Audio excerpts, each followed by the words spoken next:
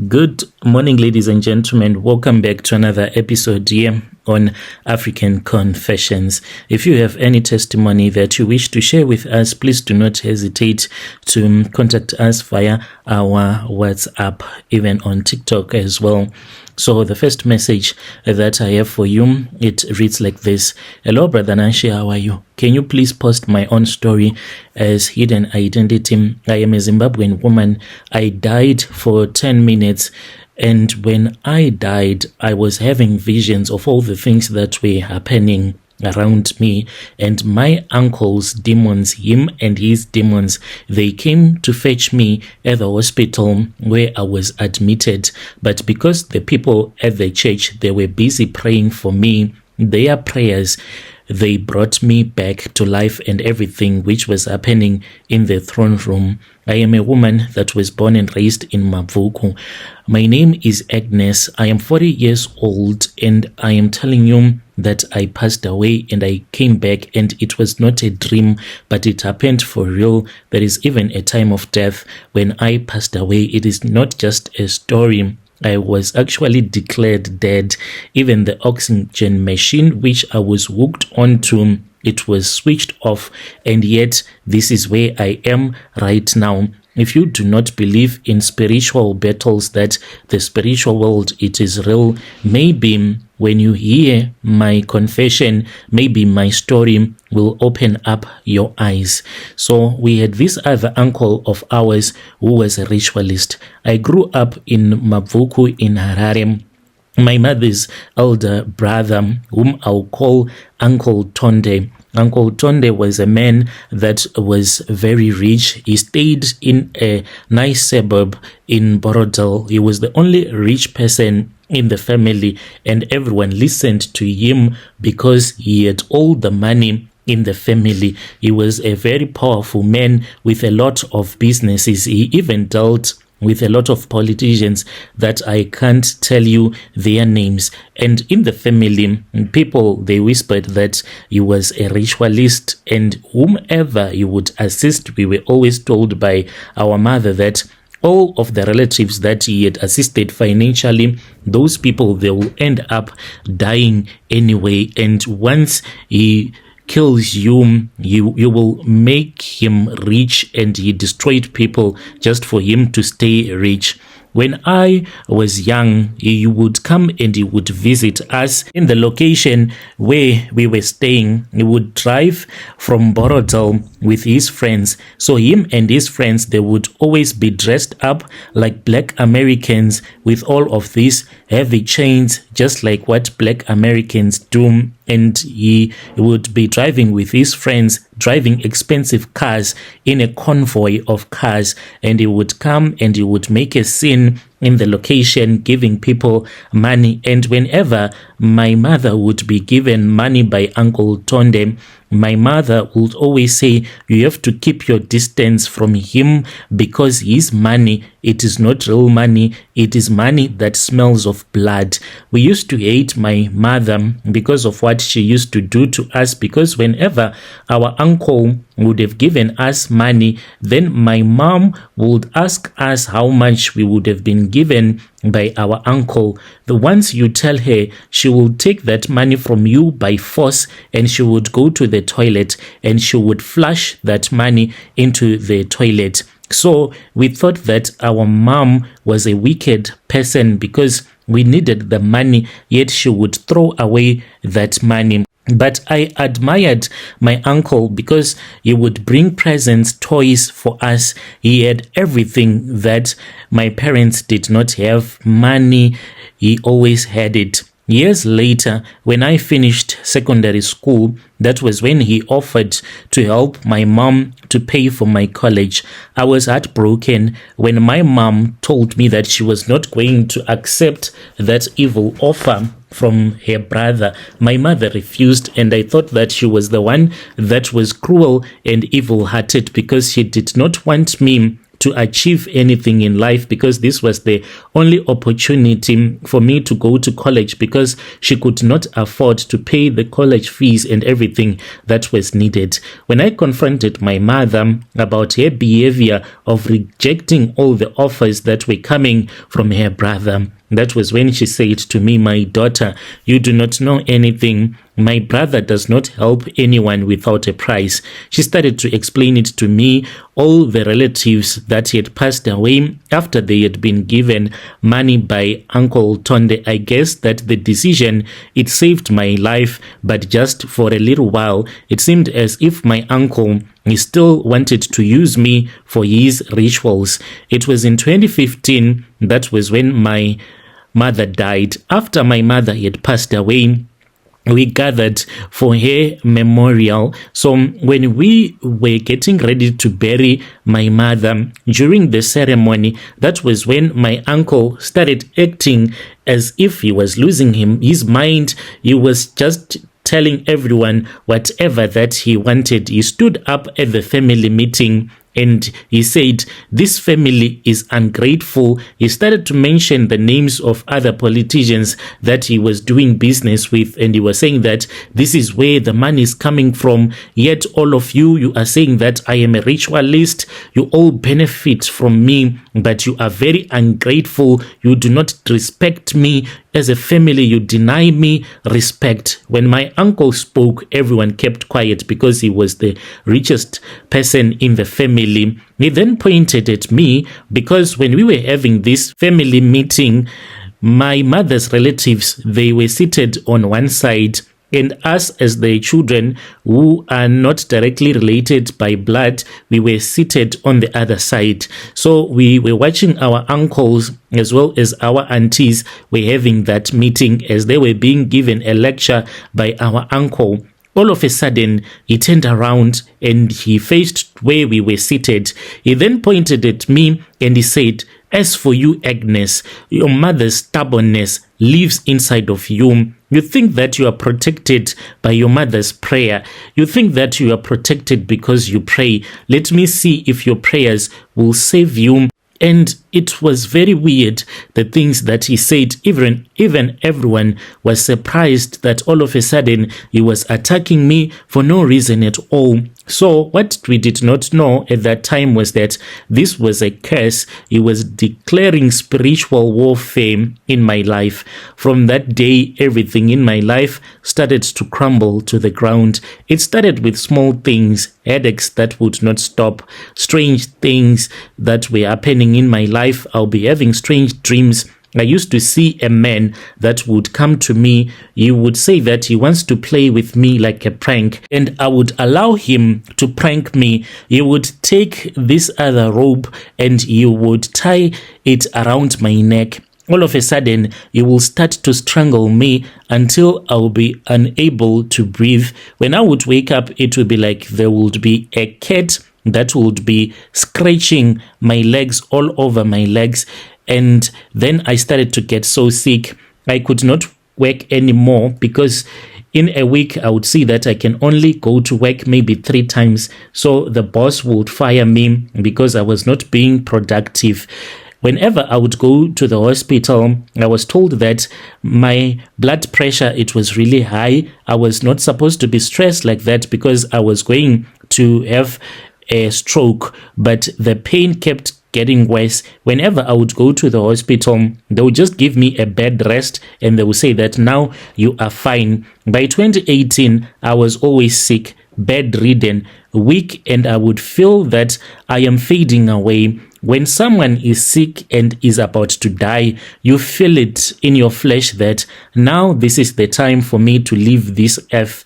You can't eat anymore. Your body rejects food. That was what was happening at that time. My husband, he tried everything, went with me to private doctors, prophets. At the hospital, we would go there. I would be admitted and they will do the tests, whatever that they would do, and I would be told that everything is fine. My organs were fine, but I knew that I was dying slowly. I started to fall into trances and speaking in strange voices about things that I do not know, mentioning the names of people that I did not even know, and most of the things I did not even remember. So whenever my church members will come and visit me at our house, I would see shadows that would be moving around the bed. Whenever people from church would come to pray for me, those shadows, especially if it was the pastor, the shadows that would be surrounding the bed, they would go and hide underneath the bed. I was unable to speak at that time. I could not do anything. I could not tell them that this was what was happening. I think that it is very important, if there is someone in your church that is sick, just go and pay that person a visit, because you don't know, maybe it might save their life. Because whenever the people from church would come, then I would see that those demonic shadows would go and hide underneath the bed when the people from church would be praying for me. One night, that was when I fell into a vision. I then had a voice. This voice then said to me, "Your time is up. Your time is up." And then I told my husband, when I woke up terrified, I was able to talk at that time. I told my husband that this was the vision that I had. He then called the pastor. He told the pastor everything that I had seen in a vision. The pastor then said, "Fear not, the devil may write the date of your death, but you have to know that God is the one that holds the calendar."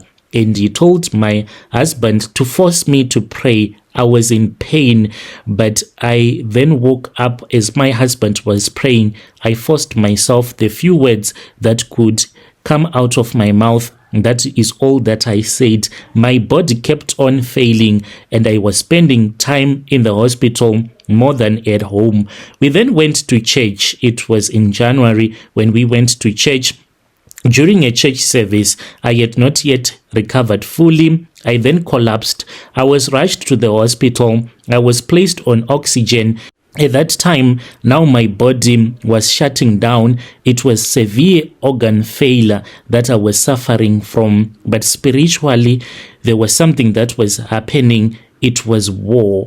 And when I was taken into the ICU, I could hear things that were happening. When your relative is sick, you have to know that they can hear you. They can hear everything that is happening. It is just that they have lost the ability to open their eyes to talk with you, but they know that you are there.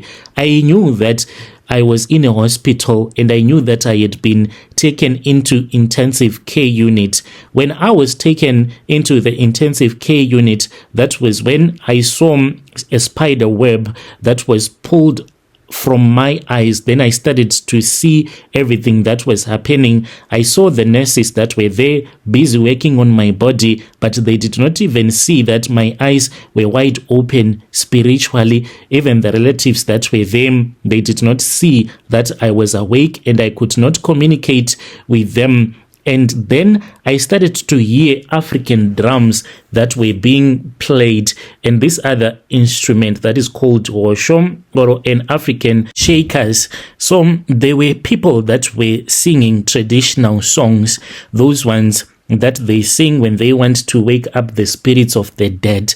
I heard them. They were singing, playing the African drums, and they kept walking towards that room where I was. And I saw them. They entered into the room where I was. They were like demonic figures, and the women were wearing black.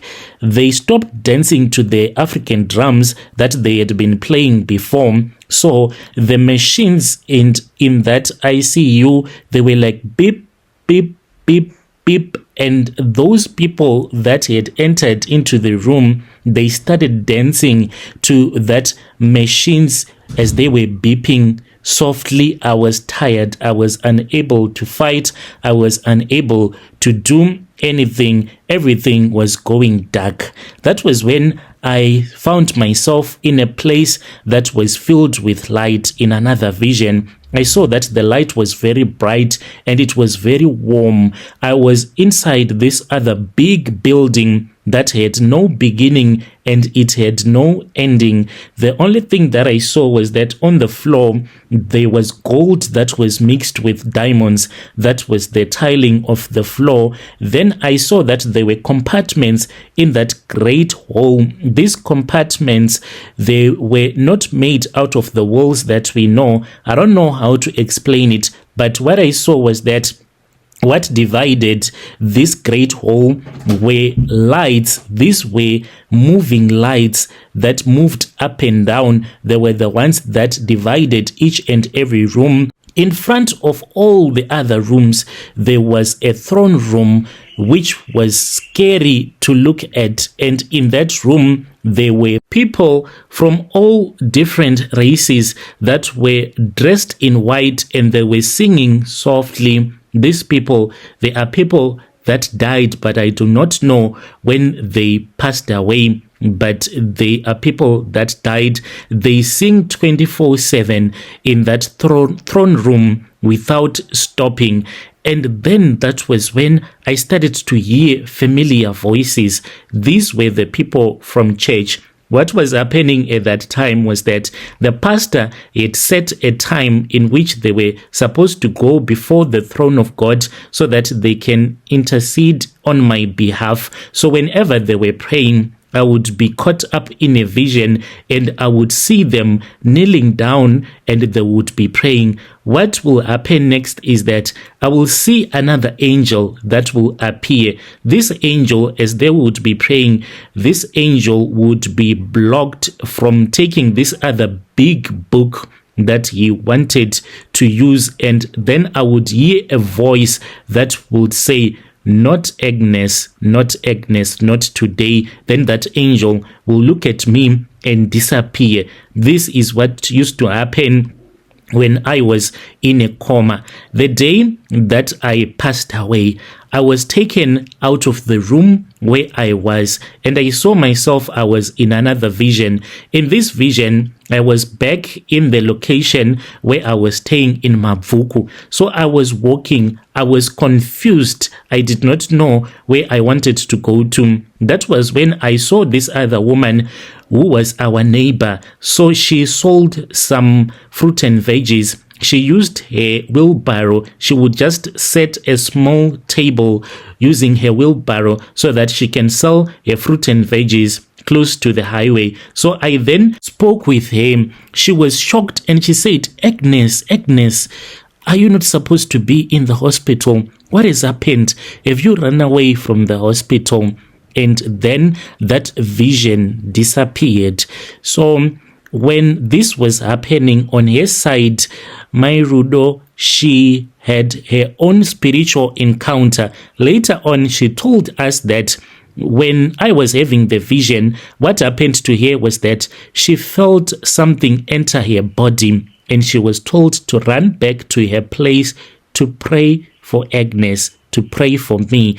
She said that she felt so much power. She left her fruit and veggie market unattended and she ran back to her place. She entered into her room without even knowing why she was supposed to pray. And then she started to pray. She had voices that told her to pray for me so that I can breathe again. And after she had done that, that was when I was able to come back to life. She was told to say, Lord, have mercy, show mercy, Agnes, breathe again. So at the hospital, what was happening was that I then saw myself in another vision. I saw my uncle entering the premises of the hospital. He was with his demons. They were in the parking lot. They started to walk towards the entrance of the hospital. They went to where the reception of the hospital was. They started to speak with the nurse that was on duty, and they instructed that nurse to look for my name, to search for my name and where I was booked, in which ward I was. As they were busy doing that, when they found the name, they started to walk towards the ICU where I was, and whenever they would approach the room where I was, then they would get lost in the hospital corridors and they would find themselves standing at the reception area again. And by the time that they found me, I was already awake. At that time, there was a nurse. The nurse, when she saw me gasping for air, she screamed because she had just finished writing my time of death. She said that she saw my chest rise up and down suddenly, and then she called for the doctor. They rushed back. My body was shaking. They said that I had entered into a state of shock, and they started working on me, and my heartbeat started returning back again. And then I was able to open my eyes, and I was told that I had been gone for 10 minutes, no pulse, no breathing. And when I finally recovered, I then told my family everything. The pastor then said that the big hole that I saw, it was the throne of God, and the angels, they were people that had already passed away. And this is what happened to me, Brother Nashim. It is very important to always pray for those that you know are going through a very difficult period, especially if they are sick. Always pray for them, for your prayer might save them. Dear listeners, right there was a message that was sent to me by one of our dear sisters. Strange things indeed they do happen in this world. Let us try to talk about this in the comment section. Don't you wish one day to just see the throne room, this great hall that she is talking about?